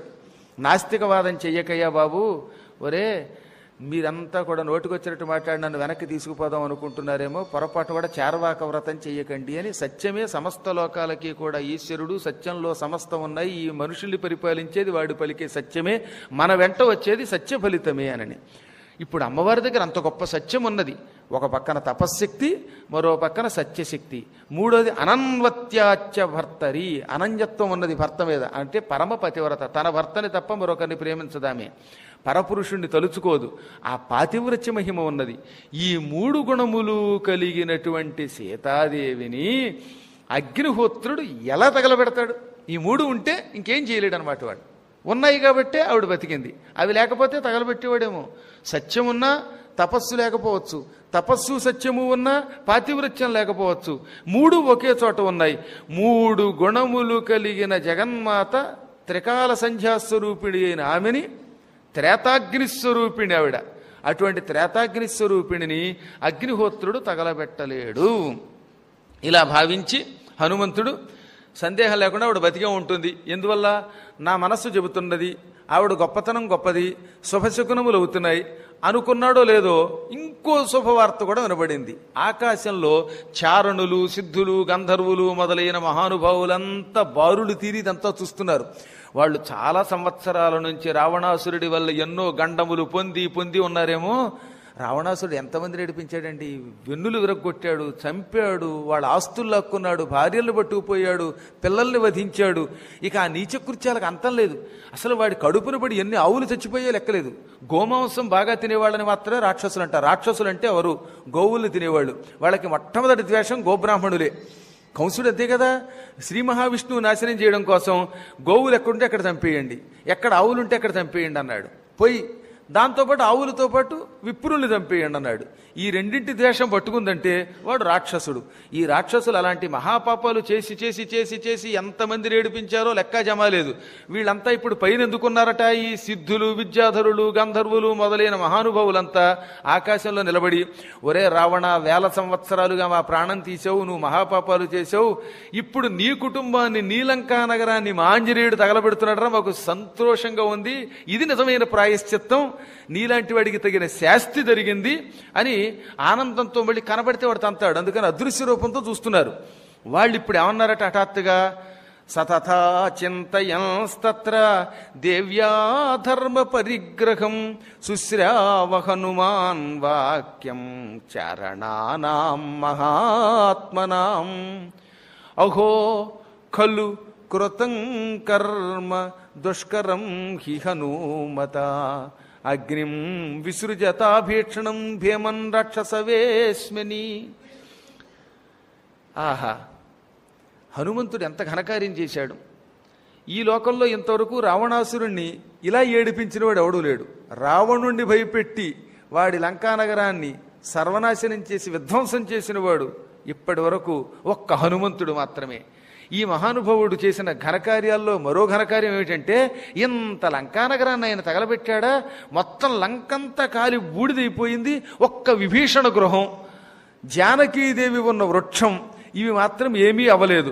దగ్ధేయం నగరీ సర్వాసాట్ట ప్రాకార తోరణ, మొత్తం లంకానగరం అంతా తోరణాలతో, ధ్వజస్తంభాలతో, కోటబురుదులతో, భవనాలతో, చెట్లతో, సకల ధాతువులతో, నదీ నదాలతో, అందులో ఉన్న పక్షులతో, పిట్టలతో, గుట్టలతో, మిట్టలతో కాలిబూడిదైపోయింది. గాని జానకి నచదగ్ధ, ఒక్క జానకి మాత్రం దగ్ధురాలు కాలేదు.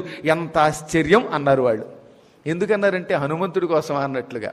సీత మాత్రం తగలబడలేదు అనగాని ఈయన పైకి చూసి, మీకు దండం నాయన, మీరెవరో కానీ నా ప్రాణం నిలబెట్టారు, ఎప్పటిదాకా రకరకాల ఆలోచనలకు గురయ్యాను, హమ్మయ్య అనుకున్నాడు అనమాట. నిజంగా ఇది నిజమైన SMS అంటే. ఆయన ప్రాణం నిలబెట్టే ఎస్ఎంఎస్. అంతేగాని నీకు 50 లక్షలు వచ్చాయి డాలర్లు అంటాడు వాడు. నువ్వు డాలర్ అనుకుని అంటబడ్డావా, ఎంత స్కాలర్ అయినా నీ బ్యాంకులో ఏముండదు. అలాంటి పాపాత్మపు వాక్యం కాకుండా అత్యంత పవిత్రమైన ఈ వాక్యం వినడంతో హనుమంతుడు హర్ష తత్కాల సంభవ, తత్కాల సంభవ హర్ష, ఆ క్షణమే పుట్టిన ఆనందంతో. ఎందుకు పుట్టింది? వాచ్యం అమృతోపమం, అమృతముతో సమానమైన ఆ మాటలు వినగానే బ్రహ్మానందం కలిగింది. ఎగిరాడు, గెంతులేశాడు, ఒక్క క్షణకాలం పొంగిపోయాడు. మనస్సుతో రాముడి దగ్గరికి వెళ్ళిపోయాడు, సీత దగ్గరికి వెళ్ళిపోయాడు. ఇక్కడ ఇంకొక మాట ఉన్నది. సీత బతికే ఉంది అని వాళ్ళు చెప్పారు, చెప్పగానే ఎగిరి వెళ్ళిపోవచ్చుగా. చెవులతో విన్నదానిని కళ్ళతో చూసి రూఢి చేసుకోకుండా వెళ్ళకూడదు. ఇది నిజమైన దూత లక్షణం. అందులో ఒక్కోసారి చెవులతో విన్న వాటిల్లో తప్పులు కూడా ఉండొచ్చు. సహజంగా నిజం లేనివి కూడా లోకంలో ప్రవాదంగా వెళ్ళిపోతాయి. ప్రవాదం అంటే ఏమిటనమాట? ఒక అభాండం లాంటిదనమాట. ఆ నోట ఈ నోట. ఇదిగో పద్మాకర్ గారు ఉపన్యాసం చెబుతున్నప్పుడు కళ్ళతోటి తీసి అలా పక్కన పెట్టారట. ఒక ఆవిడ కళ్ళతోటి తీసి పక్కన పెట్టారనగానే మర్నాటికి వెళ్ళా నా దగ్గరికి వచ్చి నిజంగా జరిగిన మాట చెబుతున్నాను అనమాట. గురువుగారు రాత్రికి రాత్రి మీ ఉపన్యాసంలో మీ కళ్ళు 2 తిరిగి పడిపోయారట, మీ కళ్ళు ఎలా ఉన్నాయండి అని వచ్చింది ఒక ఆవిడ. నాకు కళ్ళు ఏమిటి, నా ఉపన్యాసంలో దేవుడి దేవుళ్ళు ఎప్పుడు కళ్ళు తిరిగి చావను, నేను ఒకేసారి హాయిగా కాశీలో చస్తాను, ఈలోపు మీరు ఎంత గింజుకున్నా నేను చావనన్నా. అలా కాదండి, నిన్నేమో హఠాత్తుగా మీ కళ్ళు తిరిగాయట, కళ్ళదోడు అలా పక్కకు పడిపోయేదట, మీరు పక్కకు పడిపోయారట, కళ్ళు ఇలా గిర్రం తిరిగాయట, డాక్టర్లు వచ్చారట, మందు వేశారట, ఆపరేషన్ చేశారట, ఇన్ని జరిగినా మీరు ఎలా బతికారండి? నేను కళ్ళదోడు తీసి పక్కన పెట్టానని ఈ అమ్మాయి పక్క అమ్మాయికి చెప్పింది. ఆవిడేమంది, కళ్ళదోడు తీసి కళ్ళదోడు పెట్టిలో పెట్టారంది. ఈ పెట్టి దగ్గర నుంచి ఏమైంది, ఆయన కళ్ళు తిరిగి పడిపోయాడని ఒకళ్ళు, ఇంకెక్కడి నుంచి చివరికి వచ్చేసరికి నేను చచ్చిపోయానని. అసలు ఏమిటి అభండం నాకు అర్థమవుతుందన్నమాట. నాకు తెల్లవారేసరికి ఆ రోజు అభిషేకంలో ఉండగా ఒక్కొక్కడు వచ్చి పరామర్శ. అందుకని అప్పటి నుంచి నేను ఇలా కళ్ళదోడు పెట్టట్లా, పెట్టే ముందు ఈ విషయం చెబుతున్నాను, ఇంకెప్పుడు ఇలా చెప్పకండి ఎవరికి. ఇలాగ ప్రవాదం అంటారనమాట. లోకంలో అభాండాలు ఒకదాని తర్వాత ఒకటి, ఒక మాట ఏదో అంటే అలా పుట్టుకుంటూ వెళ్ళిపోతాయి అనమాట. అదిగో పులంటే ఇదిగో తోక అనమాట. అందువల్ల జ్ఞానులు విన్నదానికంటే ప్రత్యక్షంగా చూసిన దానికి అనుమానము, ప్రత్యక్షానికి ఎక్కువ విలువ ఇవ్వాలి. అన్నీ ప్రత్యక్షంగా కనపడవు, కొన్ని అనుభూతుల ద్వారా పొందాలి. ఇప్పుడు సీత బతికున్నది అని అన్నారు, ఇది చూసి నిర్ధారించుకుని అప్పుడు రాముడి దగ్గరికి వెళ్ళాలి. ఇలా అనుకుని వెంటనే ఆయన అక్కడి నుంచి సీతాదేవి దగ్గరికి వెళ్ళాడు. అమ్మ దగ్గరికి వెళ్ళి 2 చేతులు జోడించి, జగన్మాత నా అదృష్టం అమ్మ, మళ్ళీ 2 కళ్ళతో నేను చూచాను, పొడగన్నాను, అమ్మ ఏమైపోయావు అనుకున్నాను, ఇక వెళ్ళొస్తాను అనగానే మళ్ళీ ఆవిడ, నాయన ఇంతవరకు నాకు ప్రాణం మళ్ళీ నిలబడింది, నువ్వు వెళితే నీతో పట్టే ప్రాణం పోతోంది, అయినా తప్పదు, నువ్వు వెళితే కానీ రాముడు రాడు గనక నాకు ఇంకొక అనుమానం, నీవు వెళ్ళామనుకుందాం, కానీ ఈ సముద్రం దాటి రాముడు లక్ష్మణుడు ఎలా రాగలడు, ఈ సముద్రం దాటి ఇక్కడికి రాగలిగే శక్తి నీకు తప్ప మరి ఎవరికీ లేదేమో అని నాకు అనిపిస్తున్నది అనగానే, అంటే ఎప్పటికప్పుడు ఒక భయం, కష్టాలు అనుభవించి ఉండడం వల్ల, లేదమ్మా నీకు ఆ భయం అక్కర్లేదు, నాకంటే మహావీరులైన ఎందరో ఉన్నారు, అందరిలోకి నేనే తక్కువ అని నిజం చెప్పాలంటే ఇక్కడ ఒక గొప్ప మాట అన్నాడు. ఇది నిజమా కాదా అని కొంతమందికి అనుమానం కూడా రావచ్చు. సహజంగా మహారాజులు అందరిలోకి పనికి మాలిన వాడిని ముందు పంపుతారు, వాడు తిరిగి వస్తేనే మిగతా వాళ్ళని పంపుతారు. అంతేగాని అందరికంటే గొప్పవాడిని ముందు పంపరు. గొప్పవాడు అక్కడ ఏ కారణం చేతైనా చచ్చిపోతే నష్టం కనుక అందరిలోకి అధముణ్ణి నేను అని ఆయన చెప్పుకున్నాడు. అప్పుడు మనకేమనుమానం వస్తుంది, హనుమంతుడు అసత్యం చెప్పాడు కదా, ఇది అసత్యం అనరు. అవతల వాళ్ళకి ధైర్యం చెప్పడం కోసం, దానితో పాటు ఆయనకి ఇతరుల మీద నమ్మకం కూడా ఉండడం వల్ల. ఇక్కడ హనుమంతుడు సుగ్రీవుడిని ఎంతో గౌరవించాడు, తన ప్రభువు, ఆయన చాలా గొప్పవాడు, అంగదుడు వీరుడు, తానంటే ఇప్పుడు బలప్రదర్శన చేసే అవకాశం వచ్చింది. ఇప్పటి వరకు బలప్రదర్శన చేయడానికి అవకాశం రాని మహానుభావులు ఇంకా ఉన్నారు. ఏమో వాళ్ళు నాకంటే గొప్పవాళ్ళేమో, ఇతరులు నాకంటే గొప్పవాళ్ళు అనుకోవడం సంస్కారంతో అన్నాడు తప్ప అసత్యం పలకడం కోసం మాత్రం కాదు. అప్పుడప్పుడు మేము కూడా అదే అంటాం కదా, మాకంటే అందరూ మహానుభావులు ఉన్నారు, అందరూ ఒకళ్ళు మించిన వాళ్ళు ఒకళ్ళు ఉన్నారు, అంతేగాని అక్కడ మేము పనికిమాలిన వాళ్ళని తిట్టుకోవడము కాదు, అంత మాత్రం చేత అందులో సత్యాసత్యాలు ఉన్నాయా లేదా అని ఒక విచక్షణ ఉపయోగించడము కాదు, ఇతరులను ప్రశంసించడం ఒక ధర్మం. అందువల్ల ఆయన నాకంటే గొప్పవాళ్ళు చాలామంది ఉన్నారు, మహానుభావులు ఉన్నారు, అటువంటి వానరుల్ని, భల్లూక వీరుల్ని రామలక్ష్మణులతో కలిసి ఇక్కడికి నేను తీసుకొస్తాను, వాళ్ళు వస్తారు, లంకానగరాన్ని భస్మం చేస్తారని నచ్చచెప్పి మహావేగంగా బయలుదేరాడు. అక్కడ అరిష్టము అని ఒక పర్వతం ఉన్నది. నిజానికి అరిష్టము అంటే అందరి ఉద్దేశంలో దానివల్ల కష్టం కలిగితే అరిష్టము అంటారు. అపశకునము, దేనివల్ల అయితే మనకి ప్రమాదం వస్తుందో దాని అరిష్టం. కానీ అరిష్టము అంటే మరొక అద్భుతమైన నామం ఏమిటంటే సకల ధాతు నిలయం, బంగారం, వెండి, ఇనుము, సీసం, తగరం ఇలాంటి ధాతువులన్నీ కొండల్లో ఉంటాయి. ఆ కొండలు తవ్వితే అటువంటి వాటిలోంచి ఈ ధాతువులు అప్పుడప్పుడు బయటకు వస్తూ ఉంటాయి. భూమిలో ఎన్నో గనులు లేవు, బంగారపు గనులు వంటివి. ఈ గనులకు నిలయమైన స్థలాన్ని కూడా అరిష్టమని అంటారు. రావణాసురుడి లంకానగరంలో ఎన్నో పర్వతాలు ఉన్నాయి. ఆ పర్వతాల కింద అనేకమైన ధాతువుల గనులు ఉన్నాయి. అలాంటి వాటిల్లో అరిష్ట పర్వతం చాలా గొప్పది. ఆ అరిష్ట పర్వతం మీదకి ఎక్కాడు.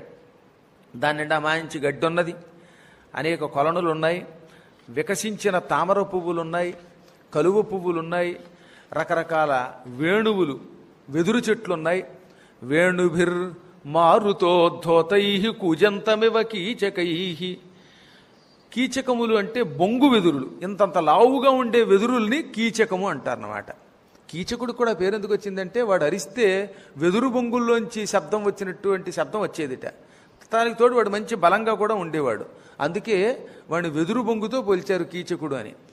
నిజానికి కీచక శబ్దానికి అడవుల్లో బాగా లావుగా మాను కట్టేసినటువంటి వెదురు చెట్టుని కీచకము అంటారనమాట. ఆ పర్వతం నిండా మంచి వెదురు పొదలున్నాయి. ఆ వెదురు పొదలకి సన్నగా రంధ్రాలు ఉన్నాయి. ఆ రంధ్రాల్లోకి గాలి వెళ్ళగానే అద్భుతమైన ధ్వని వచ్చింది, వేణునాదం వచ్చిందనమాట. అది శ్రీకృష్ణుడు వేణువుకున్న కన్నాల్లో ఊస్తే నాదం వచ్చిందే, అలా గాలి అందులోకి వెళ్ళి సన్నని రొదరవడం మొదలుపెట్టింది. ఆ తర్వాత అక్కడ కొన్ని పాములు ఉన్నాయి. ఆ పాములు హనుమంతుడు చూసి కంగారుపడి అటు ఇటు పరిగెడుతుంటే హనుమంతుడు ఒక్కసారి పర్వతాన్ని ఒక ఊపు ఊపాడు. ఆ ఊపడంతో బండరాళ్ళు వచ్చి వాటి నెత్తి మీద పడ్డాయి. ఆ నెత్తి మీద పడిన రాళ్ల వల్ల వాటికి తోకలు, పడగలు కూడా బాగా చెతకబొడిచినట్టు అయిపోయింది, నలిగిపోయాయి. దాంతో ఘోరై ఆశీ విషోత్తమై పెద్ద పెద్ద బుసలు కొట్టుకుంటూ విషాన్ని కప్పడం మొదలుపెట్టాయి. ఆ ప్రాంతమంతా విషంతో నిండిపోయింది. ఈ విషం వల్ల చిన్న చిన్న క్షుద్ర జంతువులు చచ్చిపోవడం మొదలుపెట్టాయి. ఏ కప్పల్లాంటివో తిరుగుతున్నాయి అనుకోండి, అక్కడ విషం వల్ల టక్కన చచ్చిపోవడం మొదలెట్టాయి. దానికి తోడు పెద్ద పెద్ద చెట్లు కూడా కూలి ఆ చెట్ల కింద పడి ఎంత విషం కక్కినటువంటి పాములన్నీ పచ్చడి పచ్చడి కింద నలిగిపోవడం మొదలుపెట్టాయి. అలాంటి ఆ కొండ మీదెక్కి దక్షిణం నుంచి తిరిగి ఉత్తరం దిక్కుకి ప్రయాణం చేయడం కోసం మార్గాన్ని బాగా చూచుకున్నాడు. పర్వతం మొత్తాన్ని ఒక్కసారి కాళ్లతో ఒక ఊపు ఊపేశాడు. మొత్తం అచలమంతా చలమైపోయింది. అచలము అంటే కొండకి ఆ పేరు ఎందుకు వచ్చింది? కదలదు గనక. కొండలకు మనకు వల్లే కదల ఓ చోటు నుంచి ఓ చోటుకు వెళ్ళవు. పర్వతమా పద్మాకర్ గారు ఉపన్యాసానికి వస్తామంటే అది కదలదు. అంటే కొంతమంది ఇళ్లలో టీవీ చూసుకుని కదలని వాళ్ళు కూడా అట్లాంటి కొండల లాంటి వాళ్ళు అండి. ఇప్పుడు ఈ అచలం ఈయన ఊపగానే మొత్తం ఇలా కదిలిపోయింది ఒక్కసారిగా. ఆ కదిలిపోవడంతో పైనున్న శిఖరాలు విరిగి కింద పడ్డాయి, చెట్లు విరిగిపోయాయి, అడుగున ఉన్నటువంటి జల కేంద్రాలన్నీ కూడా. సహజంగా కొండల్లో కొన్ని నీళ్లు ఉంటాయి అడుగున. ఈ నీళ్ళన్నీ ఈ కొండ కదలడంతో పటక్కన పగిలి ఒక ఫౌంటైన్ చిమ్మినట్టు పైకి చిమ్మాయి. జలపాతం ఉవ్వెత్తున పైకి ఎగసింది, ఉబికి వచ్చిందనమాట నీరు. అటువంటి నీటిని చూసుకున్నాడు ఆయన. అతి ప్రమాణ శరీరం ధరించాడు. మొత్తం కొండనంతా కాసేపు అటు ఇటు కాలితోటి ఊపుకుంటూ తిరిగాడు. ఆ తర్వాత కాలితో ఒక్కసారి ఒక తొక్కు తొక్కాడు ఎగిరే ముందు. ఆ కొండ మీద అనేక ఫలవృక్షాలు ఉన్నాయి. రసాల తమాలతాల నేపార్జున లోధ్ర తిందుక నవామల కీపన సామ్ర పాటలీ సజ్జ కురంబరుంబ గురు చందన చందన నెంబ కేతకీ భూర్జక పిత్త పూర్ణముఖ భూరుఘములెన్నో ఉన్న ఆ పర్వతమంతా హనుమంతుడు కాలితో మళ్లీ గట్టిగా ఒక్క అదుము అదపగానే టకటక టకటకటక కిందకి పడిపోయి కింద పెద్ద రంధ్రం ఏర్పడి ఈ రంధ్రంలోకి చెట్లు వెళ్ళిపోయి ఈ చెట్ల మీద మళ్ళీ రాళ్లు పడిపోయి ఇంత పూర్వం ఉన్న చెట్లు లేకుండా అదృశ్యమైపోయి పాతాళానికి పోయే చెట్లు కూడా అన్నమాట. ఆ విధంగా చేసి ఆయన దశయోజన విస్తారః త్రింశద్యోజనముచ్ఛ్రితః ధరణ్యాం సమతాం యాతః సబభూవ ధరాధరః. 10 యోజనముల వెడల్పు 30 యోజనాల పొడవు పైకి ఉన్నటువంటి ఆ కొండ మీదకి ఎక్కిన ఆయన 2 కాళ్లతో ఒక్క తొక్కు తొక్కి పైకి లేచాడు హుమ్మని. ఆ లేవడంతో పూర్తిగా కొండ నేలమట్టం అయిపోయింది ఆ ప్రాంతం అంతా. ఇప్పుడు ఆ కొండ అంటే ఏంటో తెలుసా? అరిష్టం అనేటటువంటి పర్వతం. అదే ఇప్పుడు లంకాయాం శాంకరీదేవి అని పిలుస్తున్నామే, అక్కడ కొండలో అందుకే సగం మొక్కే కనపడుతుంది, అవతల మొక్క కనపడదు, సముద్రంలోకి దిగిపోయింది అది.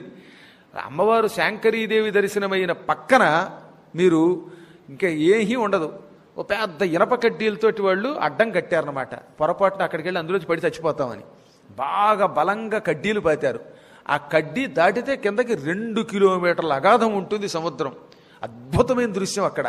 అగస్త్య మహర్షి అక్కడే ఆదిత్య హృదయాన్ని కాసేపు ఆచమనం చేయించి రాముడికి చెప్పాడు. అందుకే అగస్త్యుడి విగ్రహం ఉంటుంది. మరో పక్కన రావణాసురుడి తల్లి కైకసి చాలా భక్తితో రోజు ఒక సైకత లింగాన్ని తయారు చేసి పూజించేది. ఆ లింగం మాయమైపోయింది. ఆ స్థానంలో ఇప్పుడు ఒక స్ఫటిక లింగం ఉన్నది. లింగం లోపల శివుడు కనపడతాడు. చాలా ఆశ్చర్యకరమైన దృశ్యం అది. దానికి ఎదురుగుండా రావణాసురుడి విగ్రహాన్ని దాదాపు ఒక 3000 సంవత్సరాల క్రితం సుదక్షిణ మహారాజు గారి కూతురు స్థాపన చేసింది. ఎంత పాపాత్ముడైనా శివుణ్ణి వాడు పూజించాడు కదా అని. అదేంటో మన వాళ్ళకి తెలియదు కానీ రావణాసురుడి విగ్రహానికి ఎదురుగుండా ఒక వీణ పెట్టి ఆ విగ్రహం ఉంటుంది. కనబడగానే వాడి నిండా చిల్లర డబ్బులే. చివరికి చిల్లర మనిషిని చేశారు రావణాసురుడిని. చిల్లర డబ్బులు వేసి వేసి దాని నిండా అనమాట. అప్పుడు అనుకున్నాను, రావణ అప్పుడు చిల్లర బుద్ధులు, ఇప్పుడు చిల్లర బుద్ధులే, అన్ని చిల్లర డబ్బులే అనమాట. చాలా అద్భుతమైన దృశ్యం అనమాట. ఫారినర్స్ బాగా వస్తారు. మేము అక్కడ యజ్ఞం చేసామని చెప్పాను కదా, అక్కడ కనుక అంబా యాగం అని ఒక యాగం ఉన్నది. ఆ యాగం చేస్తే చాలా మంచిదని. ఎంచేతంటే అమ్మవారు శాంకరీదేవి అష్టాదశ శక్తి పీఠాల్లో ఒకటి కదా. మరి లంకాయాం శాంకరీదేవి మొట్టమొదటిది ఆవిడే. పూర్వం సతీదేవి శరీరం విడిచిపెట్టగానే ఆ సతీదేవి శరీరం నల్లగా బొగ్గులో కాలిపోయింది దక్షయజ్ఞంలో. ఆ బొగ్గులాంటి శరీరాన్ని భుజం మీద ఎడం భుజం మీద వేసుకుని శివుడు సమస్త లోకాలు తిరిగాడు. దాంతో శివుడి యొక్క ఉన్మాదం వల్ల లోకాలన్నిటినీ కాలితో తన్నుకుంటూ పోతూ ఉంటే ప్రపంచ ప్రళయం వచ్చేసింది. ఆయన వేగంగా నడుస్తూ ఉంటే ఆ వేగానికి భూమి కంపించింది, ఆకాశం కంపించింది, పంచభూతాలు కంపించాయి, అన్ని లోకాలు కదిలిపోయాయి. దాంతో ప్రళయం వచ్చింది, అకాల ప్రళయం. అందుకని దేవతలంతా కంగారుబడి విష్ణువు దగ్గర మొరపెట్టారు. విష్ణుస్తు త్వరయా తత్ర ధనురుద్యమ్య మార్గణై చిచ్ఛేద అవయవాన్ స్థాని తత్తత్ స్థానేషు చాపతత్తు. దేవీ భాగవతం 7వ స్కంధంలో శ్లోకం ఇది. వెంటనే విష్ణుమూర్తి మహావేగంగా వచ్చాడు. బాణం ఎక్కుపెట్టాడు ధనుస్సుకి. శారంగం అనే కోదండం ఎక్కుపెట్టి మార్గణై, ఒక్క బాణం కాదట, కొన్ని 100 బాణములతో దాని ముక్కల కింద కొట్టేశాడు. 108 బాణములతో 108 ముక్కలు కొట్టాడు దాన్ని. ఆ 108 ముక్కలు టప టప టప భూమండలం మీద పడిపోయాయి. పడ్డంతో బ్రహ్మగారు ఒకేసారి 108 రూపములు ధరించి ఈ 108 చోట్ల ఆలయాలు కట్టాడు. అందులో మొట్టమొదట లంకలోనే పడింది. అందుకని లంకాయాం శాంకరీదేవి అన్నారు. అక్కడ శాంకరి అనే పేరుతో అమ్మవారి అవయవానికి ఆయన గుడి కట్టాడు. అలా వరసగా 108 పీఠాలు. అందులో 18 మాత్రం మనం అష్టాదశ శక్తి పీఠాలుగా గుర్తిస్తున్నాం. కానీ నిజానికి దేవీ భాగవతంలో 108 ఉన్నాయన్నమాట. వాటికి ఆ శాంకరీదేవి యొక్క ఆలయ ప్రాంగణాల్లో యజ్ఞం చేస్తూ ఉంటే చాలా దేశాల నుంచి వచ్చిన వాళ్ళంతా ఆశ్చర్యపోయి యజ్ఞం చూసి పక్కన ఫోటో తీసుకున్నారు. నా ఐప్యాడ్లో ఉంది, రేపు ఎప్పుడన్నా సరదాగా ఒకసారి చూపిస్తాను మీకు.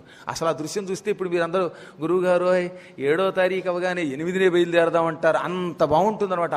అపూర్వ దృశ్యం అన్నమాట అది. అక్కడున్నది. అందుకు చెబుతున్నాను, అరిష్ట పర్వతం అంటే ఆ శాంకరికి పక్కన సగం పర్వతం అరిష్టం, సగం తుంగక పర్వతం. తుంగ పర్వతం ఉన్నది. అరిష్ట పర్వతం ఏమైంది, హనుమంతుడు తొక్కడంతో పూర్తిగా నీళ్లలోకి దిగిపోయింది, పాతాళానికి పోయింది. ఆ మాట ఇక్కడ చెప్పాడు. ఏమని అంటే ధరణ్యాం సమతాం యాత, భూమితో సమానంగా దిగిపోయింది. దిగ్గానే సముద్రుడు దాని మీదకు ఉల్లోఠుత్తుంగ కెరటాలతో వచ్చి పడిపోయి ముంచి పారేశాడు అనమాట. సబభూవధరాధర. అందుకే ఇప్పుడు అరిష్ట పర్వతం అంటే ఏంటంటే నీళ్లలోకి చూడాల్సింది. ఆ నీళ్ల అడుగును కనబడే రాళ్లే తప్ప మనకు ఆ పర్వతం కనబడకుండా పోయింది. అక్కడి నుంచి ఝామ్మని పైకి ఎగిరిపోయాడు ఆయన. సలిలంఘయుషుర్భీమం సలీలం లవణార్ణవం కల్లోలాస్ఫాల వేలాంతముత్పపాతనభోహరి. ఈ విధంగా మహానుభావుడు మహాభయంకరమైన ఆ సముద్రాన్ని మళ్ళీ తిరిగి ఆకాశ మార్గంలో లంఘించడం మొదలుపెట్టాడు. ఆయన ఆకాశంలో ఎగురుతున్న వేగానికి సముద్రపు కెరటాలు పైకి కిందకి అటు ఇటు కదిలిపోయాయి. కల్లోలమైపోయింది. ఉత్పపాతనభోహరి, కింద ఉన్న సముద్రం ఝామ్మని పైకి ఎగిరిపోయి ఆకాశం అంత ఎత్తు లేచిపోయిందనమాట. ఆకాశ మార్గం అంతటిని మూసేయడం మొదలుపెట్టింది.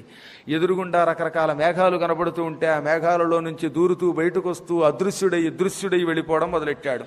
తదా చంద్రాయతేంబరే, ఆకాశంలో చంద్రుడు మేఘాల్లో కనబడకుండా ప్రయాణం చేస్తున్నట్టుగా ఈ వానర చంద్రుడు ప్రయాణం చేయడం మొదలుపెట్టాడు. తార్క్ష్యాయమాణో గగనే బభాసే వాయునందనః. అప్పుడు తనను తాను గరుత్మంతుడిగా భావించాడు. ఆకాశ మార్గంలో గరుత్మంతుడిలాగే రెక్కలు గరుత్మంతుడు ఇలా ఆరుస్తాడు. ఈయన చేతులు మాత్రం అలాగే పెట్టేసుకుని కనీసం కదల్చకుండా వెళ్ళిపోవడం మొదలుపెట్టాడు. ఆ వెనక ఉన్న తోక ప్రణవంలా కనబడుతోంది. మేఘాలలో నుంచి కనబడకుండా మహావేగంగా వెడుతున్న స్వామిని చూచి పైనుంచి దేవతలు పుష్పవర్షం కురిపించడం మొదలుపెట్టారు. ఇంతలోనే హనుమంతుడికి దూరంగా ఎక్కడో సుదూరంగా కనబడింది మహేంద్ర పర్వతం. వెంటనే ఏం చేశాడు, ఆ పర్వతాన్ని చూడగానే హుమ్మని ఒక్కసారి ఒక్క కరుపరిచాడు.